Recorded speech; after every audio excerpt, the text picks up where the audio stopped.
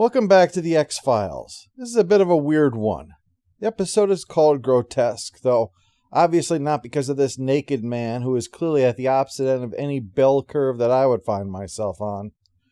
Well, one guy is extremely confused. I mean, granted, art isn't necessarily about what you see right in front of you, but looking at this guy and drawing a gargoyle, I'm not sure where you're getting that from. And I don't mean a good gargoyle like Keith David. I mean a Stan Winston kind of gargoyle. When the artist breaks his charcoal pencil, he uses a box cutter to sort it out, only to slice his finger. Well, being a loon, he goes back to work, even working the blood into it. When life gives you lemons, cut a hole in it and fuck it, appears to be his attitude. Well, as soon as it's over, Crazy Guy rushes out as fast as possible, and we learn it's to jam the lock of the model's car. That leaves him helpless in the alley, perfect for a killing. Now, you'd expect that to then be the jump to the truth is out there, but no.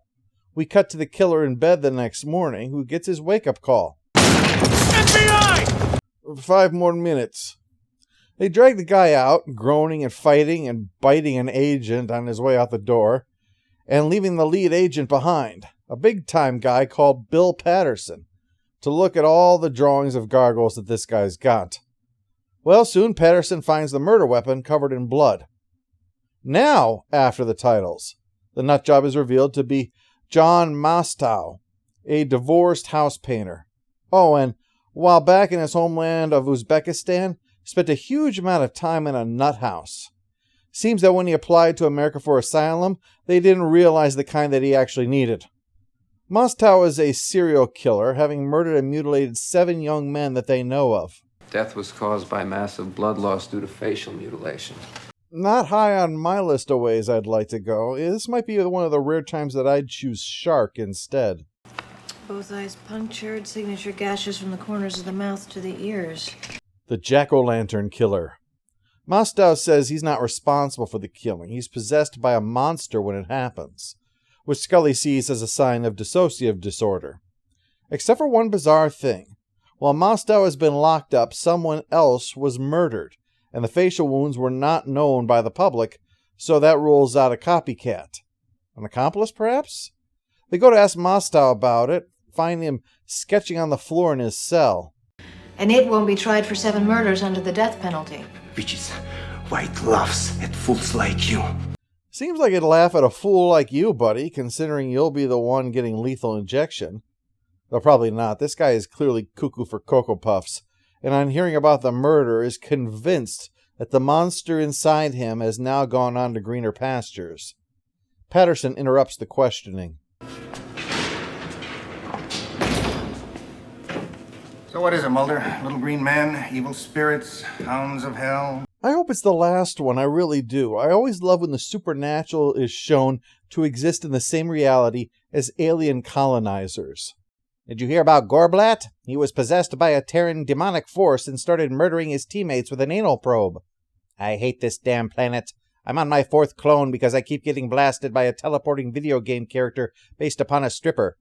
Want to trade? Last week a doll made me beat the shit out of myself. I swear upon the Great One's nipples we should just go looking for another world to colonize. Well, Scully tells Patterson she's honored to meet him, and no, she doesn't believe Mostow was possessed by a dark spirit. Patterson sticks by his profile, that this nut was working alone, that the one who just did this is working alone too.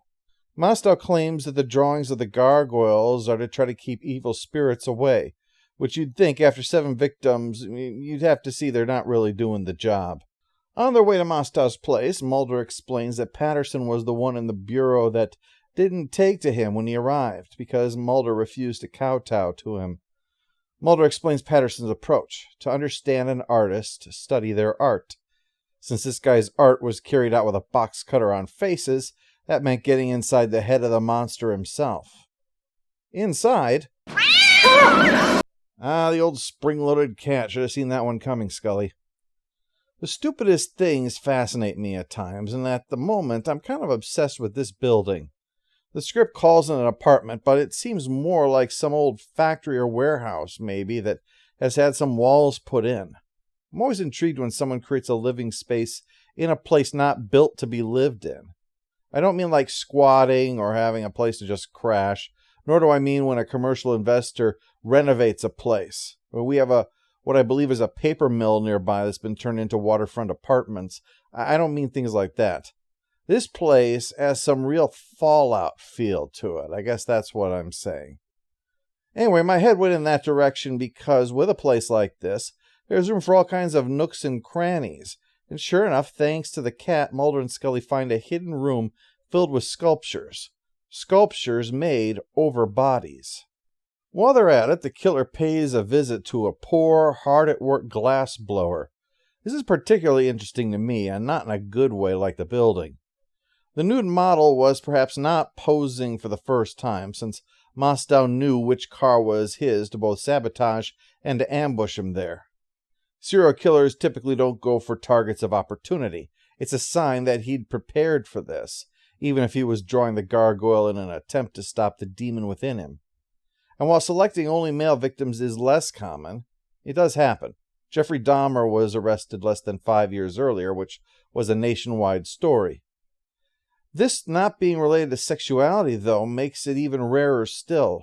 So going for a glass blower in the back of a shop at night, well, all of this creates a really shrinking Venn diagram here for this murder to take place. Luckily, this guy survives, though neither Mulder nor Patterson come by right away, just Scully and Patterson's sidekick. Skinner assigned this case to Mulder, but it isn't an X-file. This guy's opinion is actually that Patterson quietly requested for Skinner to assign it to Mulder. Seems that behavior is likely an act that Patterson thinks Mulder's actually some kind of twisted genius.